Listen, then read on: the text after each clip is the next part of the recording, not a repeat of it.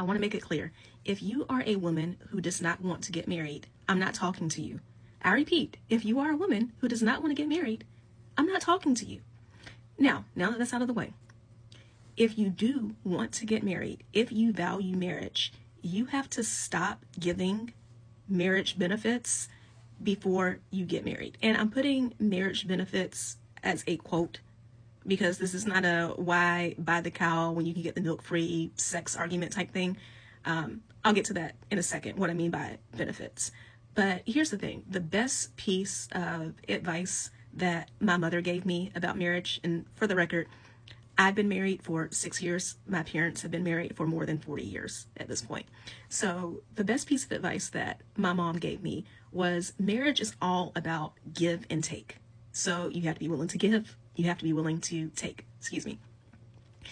And she emphasized that both of those things are important, that reciprocity in relationship is incredibly important. So back to this whole idea of marriage benefits. What you see behind me is a subreddit on Reddit. It's called Waiting to Wed. And it is full of stories of women who are talking about the fact that they have been in relationships for 6, 7, 10, 15 years, and they are not yet married. And they're asking questions about why and about whether or not they should continue to stick the relationship out and hope for a ring or not. Now, back to this whole benefits thing. In a lot of these cases, if you start to read through this subreddit, you will see where the woman's talking about not only have they been together for so many years, but they have kids together, or they own property together, as in they bought a house together, they own cars together, or she did something that was a major sacrifice for his sake. Like he got a job that was in another country or across the country, and she moved to be with him. These are the benefits that I'm talking about. Like, for example, that whole owning property together, we can go back and forth over whether or not you think it's necessary to live with your spouse before you marry them. I don't think it's necessary. My husband and I did not live together until we got married. My parents also did not live together before they got married. But even if you think that that is necessary, then rent together. Or one of you owns property in one of y'all's names, and then the other person also lives there and pays rent. Again, this is not for the women who don't value marriage and who don't want to get married. This is for the women who want to get married. But instead, what I see that most of the women in the subreddit have in common is that they keep giving and giving and giving. And they never take, as in they never receive anything in return. The one thing that they want to receive is a ring, and a real one, not a shut up ring. They want a real ring with real commitment and actually planning a wedding, because you also see that in this thread. You see so many cases of women who get shut up rings and now they've been engaged for 5, 6, 7 years and they haven't started planning a wedding yet because the man keeps putting off and giving reasons why they shouldn't start doing any wedding planning.